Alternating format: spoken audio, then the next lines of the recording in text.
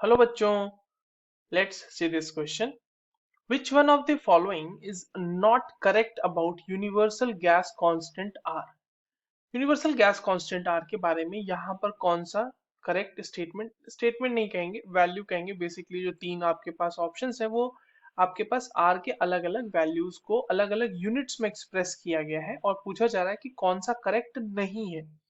तो चलिए इस क्वेश्चन को सॉल्व करते हैं बच्चों. और सबसे पहले ये देखते हैं कि ये क्वेश्चन किस की कॉन्सेप्ट के बेसिस पे सॉल्व होगा.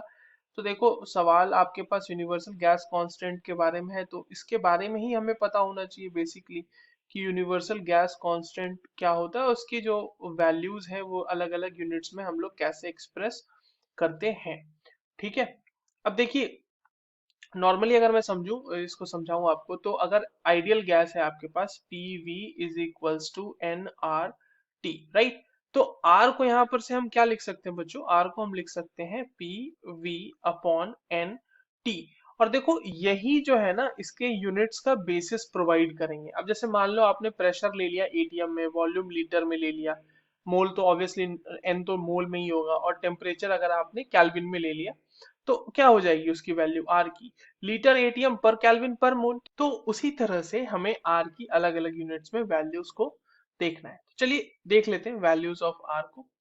तो देखो बच्चों, अगर हम इसको लीटर एटीएम के टर्म्स में रिप्रेजेंट करें आर की वैल्यू को, तो आर की वैल्यू जो लीटर एटीएम के टर्म्स में आती है वो आती है 0.082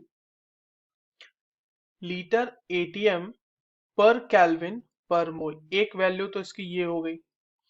ठीक है. दूसरी, अगर इसी वैल्यू को हम लिखना चाहें इन मीटर क्यूब के टर्म्स में अगर हम लिखना चाहें, तो ये वैल्यू आ जाएगी 8.205. भी लिखी लो, 5 आता है इसके आगे. तो मीटर क्यूब, यहाँ पे वॉल्यूम हमने मीटर क्यूब में ले लिया, प्रेशर टेम्परेचर एटीएम में ले रहे हैं, पर केल्विन पर मोल एक ये वैल्यू आएगी. तो देखो, पहला जो ऑप्शन है ना आपका, मीटर क्यूब एटीएम पर केल्विन पर मोल के केस में, ये तो वैल्यू गलत आ रही है, यानी तो ये करेक्ट नहीं है ना. दूसरा देखते हैं, किलो जूल पर मोल वाला दे दिया आपको दूसरा ऑप्शन.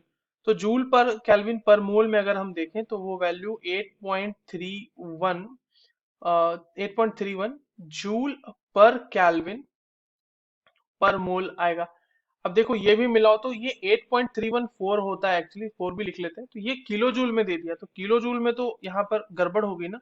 किलो जूल में तो ये इस तरह से आएगा नहीं, इसमें आपको किलो वाला वो फैक्टर इंक्लूड करना पड़ेगा if you want to express, है ना, 10⁻³ उसको हम लोग को मल्टीप्लाई करना पड़ेगा वहां पे.